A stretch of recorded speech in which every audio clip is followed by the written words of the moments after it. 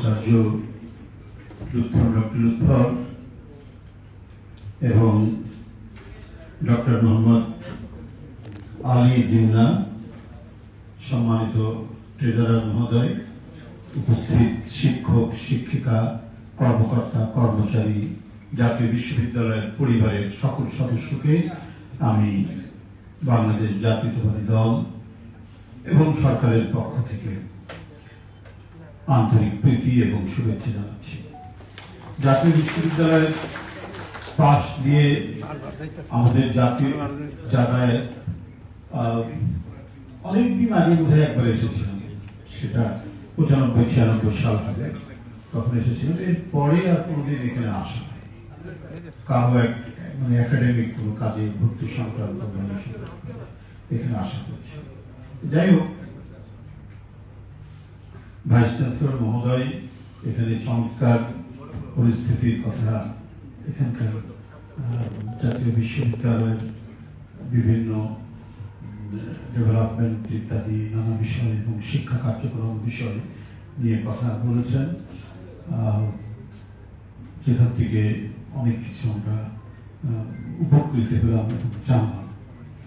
আসলে জুলাই নিয়ে বিশ্ববিদ্যালয় কর্তৃপক্ষই আমি বলবো এই অনুষ্ঠানটি আয়োজন করেছেন, কারণ এটা অত্যন্ত আমি মনে করি প্রাসঙ্গিক ইন এ সেন্স, এই কারণেই যে মূলত আন্দোলনের নেতৃত্ব ভাগে ছিল ছাত্ররা, এবং সেটা প্রাইমারি স্কুল থেকে বিশ্ববিদ্যালয় পর্যন্ত এই ছাত্রদের অবদান সবচেয়ে বড়।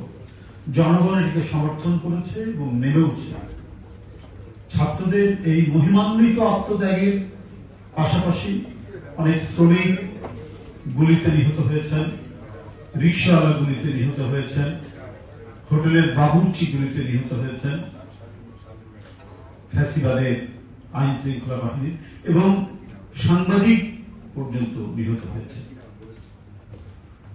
তো এই ভয়াবহতম এক নারকীয় দুঃশাসনের বিরুদ্ধে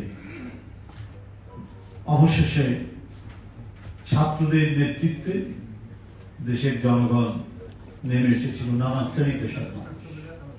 কারণ দুঃশাসনের বিরুদ্ধে প্রথমে হয়তো অনেকে নামেন না, ইতস্তত থাকে, আরো দেখতে থাকে, কিন্তু বাংলাদেশ এমন একটি দেশ, যে দেশ আমার কেন জানি মনে হয়েছে ভাইস চ্যান্সেলর সাহেব এখানে 1207 কি 1203 সালের যে ঘটনাটির কথা বললেন, তখনও কিন্তু দুঃশাসন ছিল, এবং দুঃশাসন থাকার কারণে সেনাবাহিনী পিছনে পড়ে গেছে।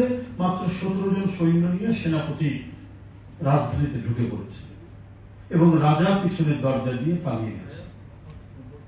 একজন সাম্প্রদায়িক খুব বড় লেখক রাগের চোটে বলেছেন, যেটা আমি বিশ্বাস করি না, যারা কথা বলে তারা কুলাঙ্গার, কিন্তু ইতিহাসে এটি আছে, এটি সত্যি কথা। তো যাই হোক, এই যে ঘটনাটা, কারণ হচ্ছে দুঃশাসন আমাদের মানে জাতির যে মজ্জা, এই মজ্জার মধ্যে এটিকে সহ্য করার কোন ইতিহাস নেই, কোন ডিএনএ এর মধ্যে এই জিনিসটি নাই। তাই যুগ যুগ ধরে আমরা দেখেছি দুঃশাসনকে মোকাবিলা করার এক অদম্য শক্তি এই জাতির মধ্যে রয়েছে, এই দেশের মধ্যে রয়েছে, এবং রয়েছে বলেই দুঃশাসন থেকেছে বটে, এসেছে বটে, কিন্তু এটাকে মোকাবিলা করতে আমরা দেখেছি দেশবাসীকে তারা রুখে দাঁড়িয়েছে, প্রতিরোধ করেছে, প্রতিবাদ করেছে।